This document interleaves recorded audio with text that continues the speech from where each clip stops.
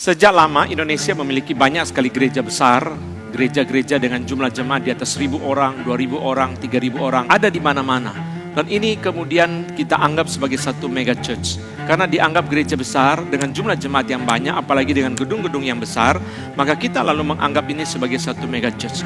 Tetapi di dalam studi sosiologis dan studi filsafat, mega church bukanlah seperti ini. Mega church bukan sekedar gereja dengan jumlah jemaat yang banyak. Mega church adalah gereja dengan ciri-ciri sosiologis tertentu, dengan ciri-ciri filsafat tertentu yang berada di belakangnya. Khususnya yang dipelopori oleh gereja-gereja besar yang ada di Amerika.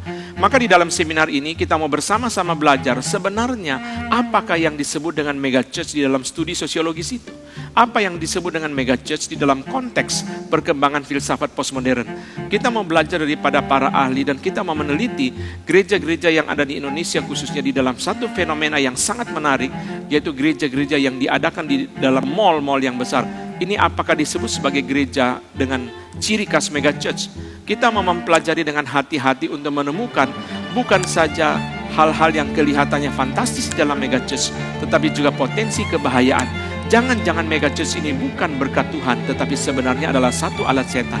Saya mengundang jemaat sekalian untuk bersama-sama belajar, dan kita juga mau menemukan prinsip firman Tuhan yang memelihara gereja kita daripada kejatuhan ke dalam sesuatu fenomena yang namanya mega church. Kita jangan senang dengan gereja yang besar, kita jangan senang dengan gedung yang besar, kita jangan senang dengan semua fenomena yang fantastis ini, kalau kemudian gereja tidak betul-betul sesuai secara esensi dengan firman Tuhan. Pendeta Stephen Tong sendiri yang membangun begitu banyak gedung gereja besar, Pak Tong sendiri sering mengatakan bahwa gedung gereja adalah berkat yang paling kecil di dalam satu gereja. Karena itu kita mau menemukan apa sebenarnya berkat yang paling esensial di dalam satu gereja.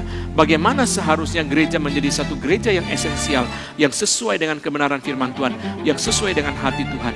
Kita melihat gereja Efesus adalah gereja yang fantastis. Kalau kita membaca Wahyu pasal yang kedua, dikatakan di situ gereja yang setia ajarannya, gereja yang setia pelayanannya, gereja yang setia pengorbanannya. Tetapi Tuhan Yesus mencela mereka karena mereka kehilangan kasih mula-mula. Lalu kalau gereja Efesus sudah begitu bagus doktrinnya, begitu bagus pelayanannya, begitu bagus pengorbanannya, itu pun saja masih dianggap sebagai gereja yang jatuh. Bagaimana dengan gereja kita zaman sekarang? Bagaimana dengan mega church? Dengan gereja besar, dengan gereja yang berada di dalam mall, gereja yang berbentuk seperti mall. Apakah ini gereja yang berkenan kepada Tuhan? Mari kita bersama-sama belajar melalui seminar ini.